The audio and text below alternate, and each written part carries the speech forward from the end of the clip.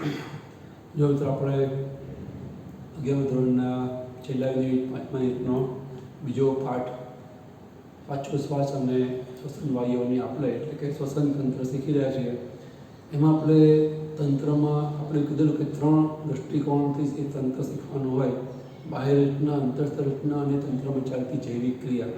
એ પૈકી આપણે આ તંત્રની અંદર છેલ્લો દૃષ્ટિકોણ જૈવિક ક્રિયાનો શીખ્યા. CO2 O2ની આપણે ફેફસામાં રુધિર દ્વારા કેવી રીતે થાય, ફેફસા અને શ્વસન સપાટી અને પેશીઓ વચ્ચે રુધિર દ્વારા CO2 O2 કયા સંયોજનના રૂપમાં આપણે પામે, એ તો આપણે વિગતવાર શીખ્યા.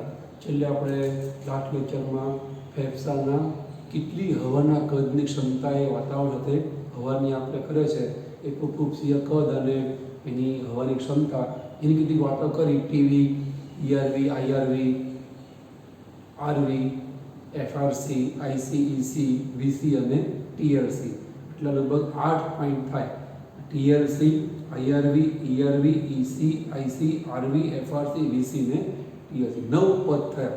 તો તમને મેં સમજાવ્યું 9માં તમારા આગળ ફક્ત 4 જ: ERV, TV, IRV અને RV.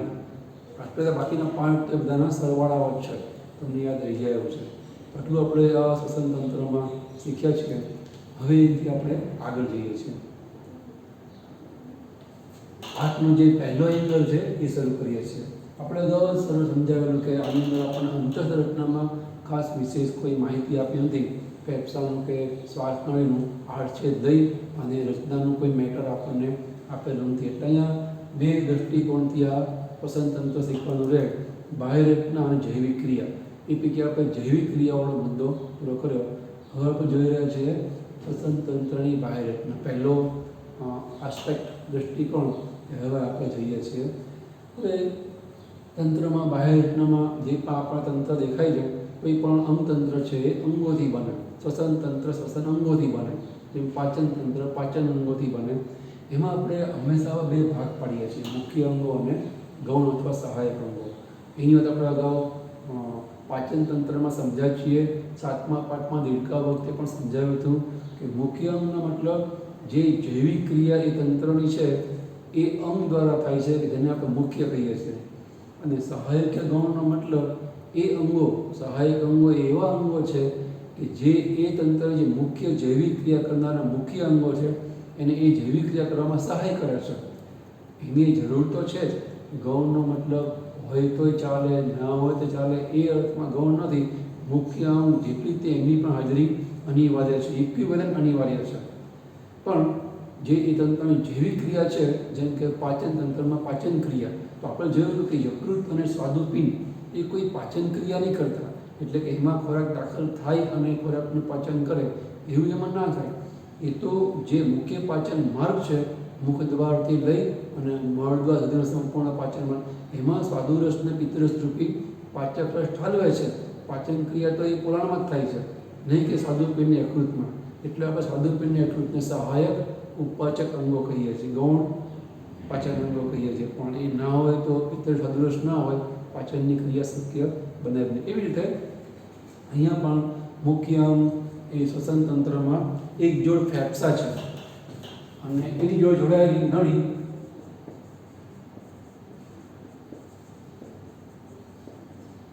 બધાને કહેવાય સહાયક અથવા ગૌણ અંગો, કે જે આ ફેફસાને હવા કે વાતાવરણની હવા સાથે CO2 O2ની આપણે કરવામાં સહાય કરે છે. તો ગૌણ અંગોમાં સૌથી બહારની બાજુ જે આ 2 નાકના છિદ્રો છે એને આપણે કહીએ છીએ નાસિકા છિદ્રો. એક જોડ નાસિકા છિદ્રો આવે, એના દ્વારા જે હંમેશા શરીર ખુલ્લા રહે છે, એના દ્વારા આપણે હવાની આપણે કરી શકીએ. પછી એ નાકની અંદર એ આવી જ્યાં નળી બનાવે છે, 2 તરફના નાસિકા છિદ્રો, વચમાં નાકનો પડદો છે, 2 નળીઓ બને, એને આપણે કહીએ છીએ એક જોડ નાસિકા કોટર. એ આપણા ફિલ્ટર કમ નેચરલ એર કન્ડિશનર છે. ફિલ્ટર કમ નેચરલ એર કન્ડિશનર એટલે કે પુખ્ત વ્યક્તિના શરીરમાં નાકની અંતત્વચામાંથી વાળ ઉત્પન્ન કે રોમ ઉત્પન્ન થાય છે. નાના બાળકોમાં પુખ્ત ના બન્યા હોય, જાતીય અંતઃસ્ત્રાવનો સ્ત્રાવ શરૂ થયો ના હોય, ત્યારે એમાં હજી રોગ ના હોય કે નાકની અંતઃ ત્વચામાં વાળ ઉગ્યા ના હોય, પણ એની અંદર એક બીજી રચના જેને કહેવાય બાઉમેનની ગ્રંથિ. એ બાઉમેનની ગ્રંથિ તો હોય જ, જે નાકની છતમાં હોય અને ચિકાસયુક્ત શ્લેષ્મ પદાર્થનો સ્ત્રાવ કરે. એ ચીકણો શ્લેષ્મ પદાર્થ એ તો પુખ્ત વ્યક્તિને બાળકોમાં, પુખ્ત વ્યક્તિ સિવાય મેં કીધું એમ અંતઃ ત્વચામાંથી રોગ પણ ઉત્પન્ન થાય. જ્યારે શ્વાસમાં હવા લેવાય છે ત્યારે હવામાં જે કંઈ તરતી અશુદ્ધિઓ હોય, જેને આપણે એસપીએમ તરીકે ઓળખી શકીએ છીએ, સસ્પેન્ડેડ પાર્ટિક્યુલેટ મેટર, ચોક્કસ પ્રકારની હવાની તરતી અશુદ્ધિ, ટૂંકમાં air dirt, DIRT, air dirt મતલબ હવાની અશુદ્ધિ, હવાની ગંદકી. શ્વાસ લેવાય ત્યારે એ પણ શ્વાસમાં જશે, તો એ જો ફેફસામાં જાય તો ફેફસાની દિવાલને નુકસાન થાય. સતત કચરો ફેફસાની દિવાલ પર જમા થાય અને ફેફસાની CO2 આપણે કરવાની ક્ષમતા ઘટતી જાય અને પ્રાણી છે એ ઓછા ઓક્સિજનના અભાવે કેટલી ચયાપચય જે કંઈ મુશ્કેલીઓ છે એનો સામનો કરે. એટલે કુદરતે વ્યવસ્થા એવી આપી છે કે જે નાકના રોગ છે અને જે બાઉમેનની ગ્રંથિમાંથી સ્ત્રાવતો ચીકણો પદાર્થ છે એ હવામાં આવતી અશુદ્ધિને રોકી રાખે, રોગ રોકી રાખે અને ચિકાસમાં એ ચોંટી જાય, ત્યાં અવરોધાય, રોકાઈ જાય અને એ એર ડર્ટ સિવાયની, ઘન અશુદ્ધિઓ સિવાયની હવા ફેફસામાં જાય. એટલે આપણું જે આ નાસિકા કોટર છે, બે બાજુ નાકની ટાંકી આવે જેને કહેવાય નાસિકા કોટર, એ ફિલ્ટરનું કામ કરે, ગરણીનું કામ કરે, હવાને ચોખ્ખી કરીને મોકલે. એ સિવાય મેં કીધું એમ એ એર ફિલ્ટર કમ એર કન્ડિશનરનું કામ પણ કરે. એટલે કે અંદરનું તાપમાન તો આપણું 12 માસ 37 ડિગ્રી સેલ્સિયસ રહેશે અને રહેવું જ જોઈએ. પણ બહાર તો ઋતુ પ્રમાણે તાપમાન વધઘટ પામે ને. શિયાળામાં 7-8 ડિગ્રી તાપમાન થઈ જાય. આપણે ગુજરાતની અંદર મુખ્ય શહેરોની વાત કરીએ તો ઠંડી એટલે 7-8 ડિગ્રી કહેવાય, અને કચ્છના રણ તરફ અથવા ભુજ બાજુ તમે જાઓ થોડું તાપમાન નીચું હોય, 4-5 ડિગ્રી હોય. બાકી બરફ આચ્છાદિત વિસ્તારો, હિમાચલ, ઉત્તરાંચલ બાજુ તો -, ડિગ્રી પણ હોય. અને ઉનાળામાં 45 ડિગ્રી થઈ જાય. એમાં રણ કચ્છ બાજુએ રેતીને કારણે વધારે તાપમાન હોય, નહીં તો વળી 45 કરતાં વધારે 46, 47, 48 ડિગ્રી પણ થઈ જાય. એ વખતે ત્યાં રહેતા માણસો કે આપણે રહીએ છીએ, આપણું તાપમાન 8 ડિગ્રી કે 45 થતું નથી, આપણું 37 રહે છે.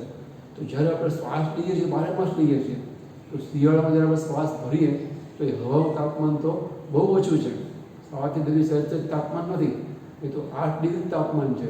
એ ઠંડી હવા જો અંદર ફેફસામાં જાય તો કફ થઈ જાય. એટલે કુદરતે આ બે કોટરો આપ્યા છે કે હવા એમાંથી પસાર થાય ને એટલે ઠંડી હોય તો જે નાકની અંતર ત્વચામાં રુધિર પેશિકાઓ છે એમાંથી વહેતું રુધિર છે એને ગરમ કરે, ઠંડી શોષીને એને ગરમી આપે અને એ હવા ફેફસામાં પહોંચે ત્યાં સુધીમાં એનું તાપમાન આપણા શરીરનું તાપમાન જે 37 ડિગ્રી છે એટલું કરી નાખે. એનાથી ઉલટું ઉનાળામાં થાય. ઉનાળામાં 45 ડિગ્રી તાપમાન હોય, એ ગરમ હવા જેને આપણે લૂ કહીએ છીએ એ જ્યારે નાકમાંથી પસાર થાય અને પૂરા શ્વસન માર્ગમાંથી પસાર થાય ત્યારે અંદરની અંતર ત્વચાની રુધિર પેશિકાઓનું રુધિર એ ગરમી શોષી અને એને ઠંડી કરે હવાને, એટલે કે 37 ડિગ્રીમાં એને લાવી દે, પછી ફેફસાના કણની અંદર પહોંચે. એટલે એર ટેમ્પરેચર ને કન્ડિશનિંગ કરે છે એવી સ્થિતિમાં એ તાપમાન લાવે કે જે આપણા શરીરને યોગ્ય હોય. એટલે શિયાળામાં ઝડપથી હવા અંદર જાય તો એ જે ઝડપી અંદર હવા જાય એ ઝડપથી તાપમાન બદલાવી શકાય, કારણ કે હવા રોકાતી એકદમ ફાસ્ટ જાય છે. આપણે 2 વ્હીલર ઉપર શિયાળા જતા હોય એટલે આપણે અહીંયા મફલર કે સ્કાર્ફ કે રૂમાલ બાંધીએ છીએ કે હવા થોડી ધીમે જાય તો આ નાસ્તિક કોટરોને એ હવાનું ટેમ્પરેચર બદલવાનો ટાઈમ મળી રહે. તમે એ બાંધો નહીં અને ખુલ્લા એવી રીતે વ્હીકલ ઉપર આ નાકને ખુલ્લું રાખીને તમે ચલાવો એકદમ ઝડપથી હવા જાય. તમારી એકદમ વાહનની સ્પીડ હોય, ઝડપથી હવા અંદર જાય, એના કારણે ઠંડી હવા પણ અંદર પહોંચે, એના કારણે શરદી, ઉધરસ અથવા હેડેક કે માથામાં દુખાવો થાય, કફ થઈ જાય, તાવ પણ ઇવન આવી શકે. એનું કારણ આ છે. એટલા માટે આપણે અહીંયા કપડું રાખીએ છીએ, મફલર ગરમ કપડું, જેને કારણે હવા રોકાય, ધીમે જાય તો તાપમાન છે એને બદલવાનો, શરીરને યોગ્ય તાપમાન કરવાનો આ કોટરોને શ્વસન માર્ગને સમય પૂરતો મળી જાય.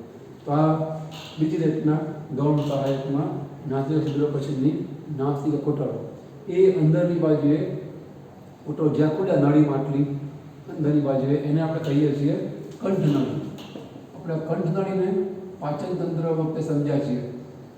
જે કંઠનળી છે એવો નલિકામય માર્ગ છે કે જેમાંથી હવા અને ખોરાક બંને પસાર થાય છે. હવા પસાર થાય નળીને આપણે શ્વાસ નળી કહીએ છીએ, ખોરાક પસાર થાય નળીને આપણે અન્નનળી કહીએ છીએ. આમાં તો બે વસ્તુ પસાર થાય, એ કોમન માર્ગ છે હવા અને ખોરાક પસાર થવા માટેનો, એટલે આપણે એને કંઠનળી ફેરિંગ્સ એવું નામ આપેલું છે. કંઠનળીના આપણે 3 ભાગ પાડ્યા. જો તમને પાચન તંત્રમાં આપણે ચર્ચા કરી યાદ હોય તો, કંઠનળીનો એવો ભાગ કે જે નાસિકા કોટના સંપર્કમાં છે, એને કોન્ટેક્ટમાં છે, એને કહેવાય નાસિકા કંઠનળી. નાસિકા કંઠનળી.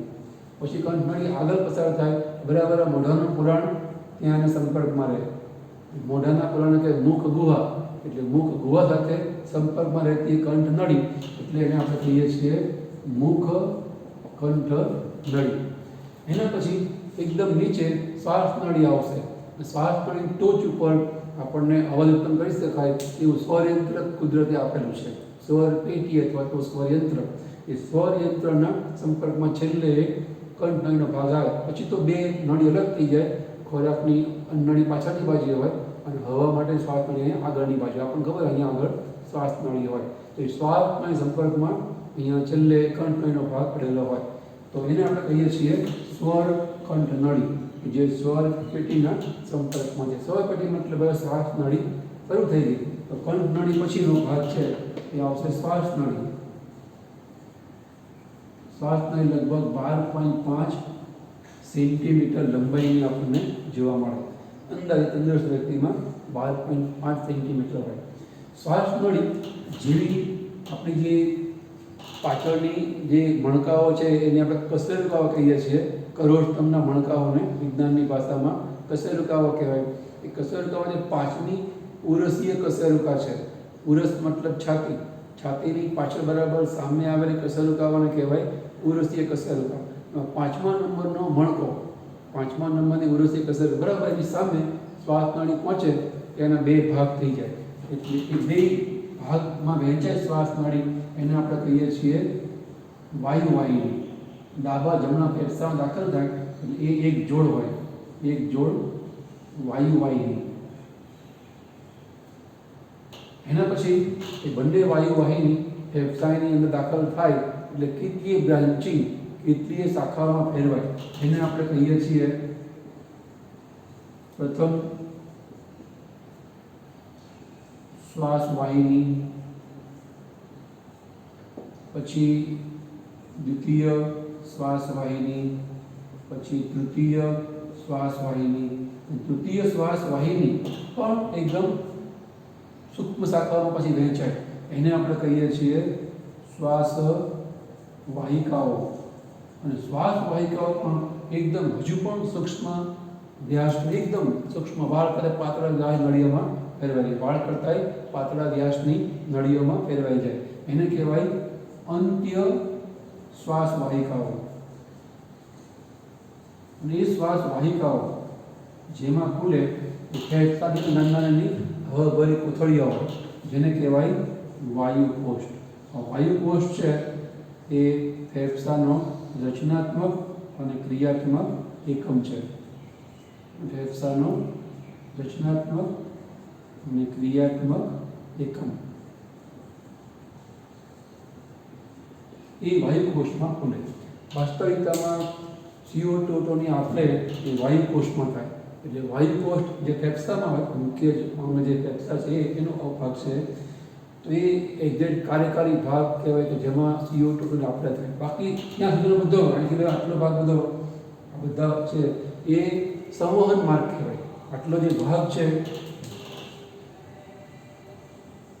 એને આપણે કહીએ છીએ સંવહન માર્ગ. જે આ ભાગ છે એને કહેવાય કાર્યકારી ભાગ થતો માર્ગ. બરાબર, જેની અંદર CO2 આપણે થાય આપણું ખાલી હવાનું પેસેજ કે માર્ગ છે એ પૂરો પાડે. આ રીતની વ્યવસ્થા આપણને આની અંદર જોવા મળે. આ ગૌણ અંગોની વાત થઈ. હવે આપણે એક જોડ મુખ્ય અવયવ, શ્વસન અવયવ એવા ફેફસાની વાત કરીએ. તો ફેફસા છે એ આપણને આ રીતના જોવા મળે. અહીંયા આ આપણે માણસના મુખની લાઇનિંગ બતાવીએ છીએ અને એમાં આ એનું નાસિકા છિદ્ર, આ રેલવે અહીંથી હવા દાખલ થાય, આ નાસિકા કોટર, આ કંઠનળી, અહીંયા એનું આ મોઢાનું પુરાણ છે એ ખુલશે. અહીંયા તો શંકુ આપણને પ્રવર્તક, આ સેમ વસ્તુ આપણે પાછળ કરતા બતાવી હતી. અને પછી અહીંથી બે ભાગ છે એ અલગ પડે આ રીતે. જે શ્વાસ નળી છે એ આવી રીતે 12.5 સેન્ટી લાંબી હોય, પછી એના બે ભાગ પડી જાય, એના આપણે કહીએ છીએ આ એક જોડ નાસિકા છિદ્રો, આ એક જોડ નાસિકા કોટર, આ કંઠનળી આટલી, નાસિકા, મુખ અને સ્વરયંત્ર, એના સિવાય શ્વાસ નળી, એના પછી આ વાયુ વાહિની, પછી વાયુ વાહિની છે એ આવી રીતે કેટલીય શાખાઓમાં ફેરવાઈ જાય. આને કહેવાય પ્રથમ ક્રમની શ્વાસ વાહિની. એની પણ કેટલીય શાખાઓ પડે, એને કહેવાય દ્વિતીય ક્રમની શ્વાસ વાહિની. એની પણ કેટલીય શાખાઓ પડે, એને કહેવાય તૃતીય ક્રમની શ્વાસ વાહિની. છેવટે એ શ્વાસ વાહિકામાં ફેરવાય અને એ પણ અત્યંત સૂક્ષ્મ એવી અંત્ય શ્વાસ વાહિકામાં ફેરવાય, જે ફેફસાની દિવાલમાં રહેલા અસંખ્ય એવા હવાભરી પથરી જેવા ભાગો, એને કહેવાય વાયુકોષ, એમાં ખુલે. આવી રીતે એ ડાબું ફેફસું અને જમણું ફેફસું એની અંદર ખુલે. તો આ જે આપણે બતાવ્યા છે એ ગૌણ સહાયક અંગો છે. અને આ જે હું લખું છું ડાબું જમણું ફેફસું, એ મુખ્ય પસંદ અંગો થાય. અહીંયા જ્યાં શ્વાસ નળી છે એ શ્વાસ નળીમાં આવી સી આકારની કાષ્ઠીની કડીઓ આપણને જોવા મળે. આવી રીતે છેક શ્વાસ વાહિકાઓ સુધી જોવા મળે, સોરી શ્વાસ વાહિની સુધી. શ્વાસ વાહિકામાં, અંત્ય શ્વાસ વાહિકામાં ના આવે. આ જે કાષ્ઠીની કડીઓ છે એ સી આકારની હોય. તમે સામે જો શ્વાસ નળીમાં આવું દેખાય, તમે એને ઉલટી કરો ને તો એ શ્વાસ નળીમાં તમને આવી રીતે જોવા મળે, આવું દેખાય. તમે સામેથી જુઓ ને તમને આવું દેખાય. એટલે આ શ્વાસ નળી સામાન્ય દેખાવામાં ઉલટી કરો તો આવું દેખાય. એટલે કે એ શ્વાસ નળી છે એની ફરતે આમ પડી નથી આખી, પણ આવી રીતે હોય, બરાબર? આવી રીતે સી આકારની હોય અને કાષ્ઠીની બની હોય. એને કારણે આ શ્વાસ નળી છે એ કાયમી ધોરણે ખુલ્લી રહે છે. જો શ્વાસ નળી બંધ થઈ જાય, એ ચોંટી જાય તો પ્રાણી ત્યાં મૃત્યુ પામે. એ કાયમી ધોરણે ખુલ્લી રહે ને એટલા માટે કુદરતે એની અંદર આવી કાષ્ઠીની કડીઓ આપી છે. એ સી આકારની કાષ્ઠીની રીંગ, જેને લઈને શ્વાસ નળી સી આકારની કાષ્ઠીની રીંગ. આ શ્વાસ માર્ગ છે હંમેશા ખુલ્લો હોય. આ જે પછી અંત્ય શ્વાસ વાહિકાઓ તો બહુ સૂક્ષ્મ હોય, એ હવાની આપલે કરે છે. ત્યાં હવે કાષ્ઠીને ગોઠવવાનો કંઈ તપ કે ચાન્સ નથી. ત્યાં આપણને કાષ્ઠી જોવા નહીં મળે. એમાં તો હવાની આપણે ઘરે રાખે, એમાં કાયમી ધોરણે હવાનું કદ થોડુંક રહે, જે આપણે હમણાં બતાવ્યું હતું. અહીંયા 1200 ml પછી કહેતા આપણે, જેને રેસિડ્યુઅલ વોલ્યુમ કહેવાય, એમાં રહે. એટલે એ બંધ થઈ જવાનો ભય નથી. અહીંયા આપણને દ્વિતીય તૃતીય ક્રમની શ્વાસ વાહિનીઓમાં કાષ્ઠીની કડીઓ છે જોવા મળે, જે હંમેશા શ્વાસ માર્ગને, સંવહન માર્ગને ખુલ્લો રાખે. જે જો ફેફસા છે એમાં આ જે જમણું ફેફસું છે એની અંદર આવી રીતે એક આવી અને એક ઊભી, એક ઊભી અને આડી, એક વર્ટિકલ અને એક હોરિઝોન્ટલ, બે લાઇનિંગ હોય. આની અંદર આપણને ફક્ત એક આડી લાઇનિંગ જોવા મળશે ડાબા ફેફસામાં. જમણા ફેફસામાં 3 ખંડો જોવા મળે: ઉપરી ખંડ, મધ્યખંડ અને પશ્ચખંડ કે અધોખંડ. અધિખંડ, અધોખંડ ને મધ્યખંડ. અહીંયા આપણને ઉપરી ખંડ ને અધોખંડ કે અધિખંડ ને અધોખંડ એવા બે જ ખંડ જોવા મળે. એટલે કે ડાબું ફેફસું થોડું નાનું છે અને જમણું ફેફસું થોડું મોટું છે. એનું કારણ અહીંયા હૃદય છે ગોઠવાય છે. રીતે ચતુષ્કોણની હૃદય ગોઠવાય છે. એ હૃદયને સંકોચન વિસ્તરણની જગ્યા આપવા માટે ડાબા ફેફસામાં થોડી આવી ખાંચ હોય. એ ખાંચ હૃદય માટે છે, એટલે આપણે આને કહીએ છીએ હૃદ ખાંચ.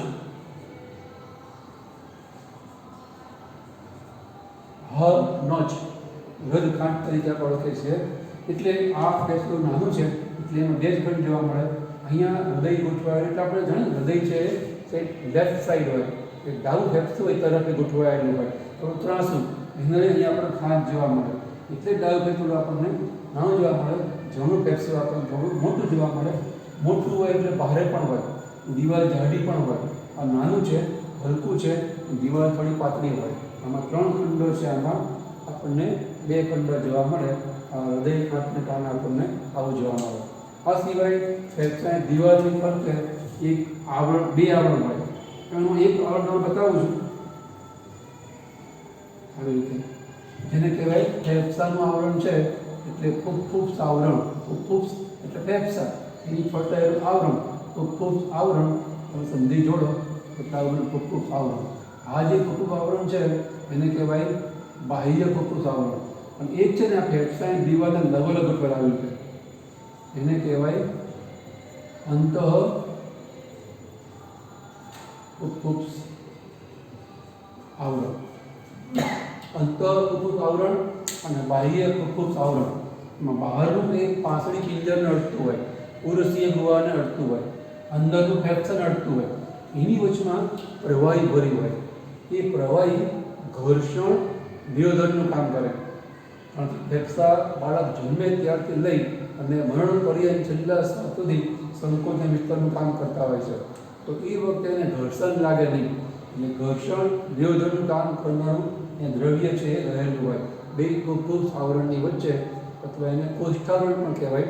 કોષ્ઠાવરણ અથવા ફૂફૂસ આવરણ, એની વચ્ચે રહેલું પ્રવાહી એ સતત નવું ઉમેરાય, જૂનું દૂર થાય. જે આપણે આપણા વ્હીકલની અંદર એન્જિન ઓઇલ છે એ અમુક સમય બદલાવીએ છીએ, કારણ કે એ ઓઇલને કારણે જે કંઈ એન્જિન ચક્કર ફરે એને ઘર્ષણ લાગશે નહીં. અમુક ટાઈમે વારંવાર એન્જિન ગરમ થવાને કારણે એ ઓઇલ જામતું જાય, એટલે તમારે અમુક ટાઈમ પછી એને કાઢી પછી નવું એડ કરવું પડે. એન્જિન એની પૂરી કાર્યક્ષમતાએ કામ કરે, લાંબો સમય આપણું વ્હીકલ ચાલે. એમ આપણા ફેફસા પણ લાંબો સમય ચાલે, પહેલાં બીમાર પડાય નહીં અને વ્યક્તિને મૃત્યુ ના આવે. કુદરતે વ્યવસ્થા એવી કરી છે કે 2 ફેફસાના આવરણ વચ્ચેનું જે પોલાણ છે એમાં સતત જે સ્ટેશનલ પ્રવાહી છે, જે ઊંઝણરૂપી પ્રવાહી બદલાતું હોય, જૂનું દૂર થાય, લોહીમાં શોષાઈ જાય અને લોહીમાંથી નવું દ્રવ્ય એમાં પ્રાપ્ત, જે આજીવન ઊંઝણનું અથવા લ્યુબ્રિકેશનનું કામ કરશે, એટલે ઘર્ષણ નિરોધનનું કામ કરશે એવું કહેવાય.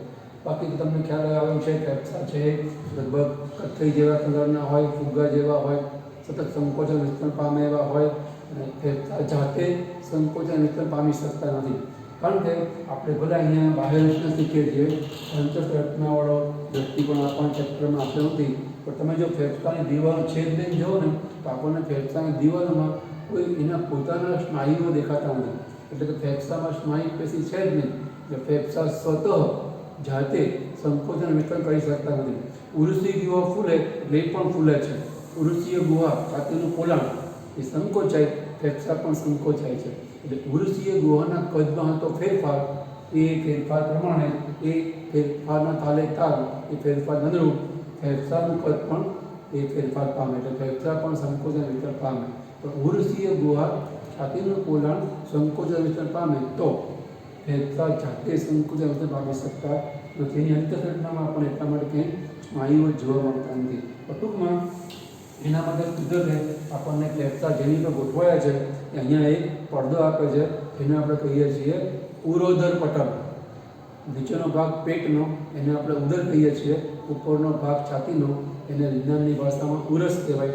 ઉરસ અને ઉદર વચ્ચે રહેલો ઘુમ્મટ આકારનો પડદો એ 2 પોલાણને અલગ કરે છે. એને ઉરસમાંથી ઉર અને ઉદરમાંથી દર શબ્દો લઈ અને એ બનાવેલા પડદાનું નામ બનાવ્યું ઉરોદર પટલ, જે ઉરસ ઉદરને પોલાણને અલગ પાડતો પડદો છે. એની ઉપર આ ફેફસા બંને ગોઠવાયેલા હોય ઉરોદર પટલ ઉપર. ઉરોદર પટલનું સંકોચન વિસ્તરણ કરે એના માટે કુદરતે ઉરોદર પટલમાં સ્નાયુઓ મૂક્યા છે, એ ઉદય પટલના સ્નાયુઓ છે એ દેડકામાં એવા સ્નાયુઓ જેને આપણે કહીએ છીએ સ્ટર્નો હાયોઇડ સ્નાયુઓ અને પેટ્રો હાયોઇડ સ્નાયુઓ, જે અહીંયા હાયોઇડ નામનું બોન હોય, અસ્થિ હોય, એની જોડે કોન્ટેક્ટમાં હોય, એને લઈ એ સંકોચન વિતરણથી નીચે જડબાનું તળી દેડકામાં ઉપર નીચે થઈ રાખે. એના કારણે નીચે આવે તો હવા ખેંચાય, ઉપર જે તળિયું હવા બહાર જાય, શ્વાસ ઉચ્છ્વાસની ક્રિયા કરી શકે. એ જ પ્રકારના સ્નાયુઓ એ ઉદય પટલમાં હોય, એના સંકોચન વિતરણથી ઉદય પટલ ઉપર નીચે ઉત્પન્ન થાય, એટલે ફેફસા પણ એ તારે છે એ હલનચલન કરે અને શ્વાસ ઉચ્છ્વાસની ક્રિયા છે એ શક્ય બને. તો અહીંયા ફેફસા સતત હલનચલન કરતા નથી, પણ ઉર્વશીય ગુહાના કોડામાં થતા ફેરફાર પ્રમાણે આને પાછળ થાય એ પણ ફેરફાર પામે. એને લઈ અને શ્વાસ ઉચ્છ્વાસની ક્રિયા છે એ થઈ રાખે છે. તો આટલી વિગતો આપણને બાહ્ય રચનામાં આપી છે, ફરી અંતઃરચના અહીંયા આપણને આપી નથી. એ સિવાય આપણને કેટલાક પ્રાણીઓના શ્વસન અંગોની વાત કરી છે. તો માણસના શ્વસન તંત્રના શ્વસન અંગોની વાત કરી. આપણે અગાઉ શીખ્યા છીએ કે જે ભિન્ન પ્રાણીઓ હોય, છિદ્રકાય અમીબા જેવા પ્રજીવો, છિદ્રકાય, સ્નાનવાદળી, કોષ્ઠાંતર સમુદાય, હાઇડ્રા વગેરે એવા પ્રાણીઓમાં શ્વસન અંગો નથી હોતા. એની અંદર જે ચામડી છે, ત્વચા, એ દ્વારા CO2ની આપણે પોતાના પર્યાવરણ જોડે કરે, શ્વસનની ક્રિયા કરે. એટલે ત્વચા, શરીરની બાહ્ય સપાટી, એ જેનું શ્વસન તંત્ર કહેવાય. એવી રીતે અમુક પ્રાણીઓ હોય એમાં ઝાલર આપેલી હોય, ઝાલર દ્વારા એ વાતાવરણ સાથે, ખાસ તો પાણી સાથે, જેમ કે મોટા ભાગે એ માછલીમાં ઝાલર આપણને જોવા મળે, શ્વસન વાયુઓની આપણે કરે. એવી રીતે જે સંધિપાદી સમુદાય છે એની અંદર આપણને શ્વસન નલિકાઓ જોવા મળે. ફેફસાની ફક્ત શ્વસન નલિકાઓ જ હોય, એ આપણે 7મા પાઠમાં વંદો જે સંધિપાદનું સદ્ય છે એમાં આપણે સમજેલા હોઈએ, ફક્ત નલિકાઓ જ જોવા મળે, એટલે એમાં નલિકામય શ્વસન તંત્ર છે એવું કહેવાય. અમુક સંધિપાદીઓમાં આપણને ઝાલર પોથી અને ફેફસા પોથી જોવા મળે. જે જળચર કીટકો એટલે કે સંધિપાદીઓ છે એમાં પણ ઝાલર નહીં, માટીની જેમ, પણ ઝાલરમાં જે કોષો CO2ની આપણે કરી શકીએ એવા કેટલાક કોષોનો સમૂહ જોવા મળે, એટલે ઝાલર પોથી કહેવાય. એમ અમુકમાં ફેફસા પોથી હોય, એટલે કે આખા આવા ફુગ્ગા જેવા ફેફસાની દિવાલના કોષો જે CO2ની આપણે હવા દ્વારા કરી શકે છે એવા કેટલાક કોષોનો સમૂહ આપ્યો હોય, એને કહેવાય ફેફસા પોથી. તો અમુક પ્રાણીઓમાં આપણને એવી રીતે ફેફસા પોથી, અમુકમાં ઝાલર પોથી, અમુકમાં ઝાલર, અમુકમાં શરીરની સપાટી. દેડકા જેવા પ્રાણીઓમાં તો ફેફસા ઉપરાંત ત્વચા અને મુખ ગુહા પણ શ્વસનનું કામ કરે એવા અંગો આપણને જોવા મળે. આમ વિવિધ પ્રાણી સમુદાયોમાં આ જે શ્વસન અંગો છે અલગ પ્રકારના હોય, એ થોડી આપણને વિગત આપી છે, પણ આપણે 4થા પાઠમાં શીખ્યા જોઈએ, આપણને ખ્યાલ છે જ તે. અહીંયા ખાસ તો આપણે આ શ્વસન તંત્ર છે એની વાત શીખવાની. અહીંયા બતાવે છે એકવાર તંત્ર દોરી અંદર નામ લખવા પ્રયત્ન કરો. શ્વાસ વાહિની, પ્રાથમિક, દ્વિતીય, તૃતીય, પછી શ્વાસ વાહિકા અને અંત્ય શ્વાસ વાહિકા જે મેં લખ્યું છે એને લખવા પ્રયત્ન કરો અને દોરી થોડું સમજવા પ્રયત્ન કરો. અહીંયા આ જે શ્વાસ નળીથી લઈ અને અંત્ય શ્વાસ વાહિકાઓ છે એને આપણે કહીએ છીએ શ્વસન વાહિની વૃક્ષ. શ્વસન વાહિની વૃક્ષ કહેવાય. ઝાડની ડાળીઓનું જેવું આખું તંત્ર જતાં આપણે કંઈ 3-4 બતાવી છે. આખા ફેફસાની દિવાલમાં આ શ્વાસ વાહિકાઓનું ઝાડું ફેલાયેલું હોય, એટલે કે વાયુકોષમાં અંત્ય શ્વાસ વાહિકાઓ દાખલ થતી હોય, એટલે એને કહેવાય શ્વાસ વાહિની વૃક્ષ. એ પણ દોરવા સમજવા ટ્રાય કરો. નેક્સ્ટ ટાઈમ કેવી રીતે ફેફસા સંકોચન પામે છે, શ્વાસ ઉચ્છ્વાસની ક્રિયા થાય છે, હવામાં કેટલું CO2નું પ્રમાણ હોય, પેશીઓમાં કેટલું હોય, કેવી રીતે એ કેટલા માત્રામાં આપણે પામે છે, એ વિગતો છેલ્લો મુદ્દો બાકી રહેશે છે શ્વસન તંત્રને લગતા રોગો કે અવ્યવસ્થા કે અનિયમિતતાઓ. એ આપણે નેક્સ્ટ ટાઈમ જોઈએ. અહીંયા આપણે અટકીએ છીએ.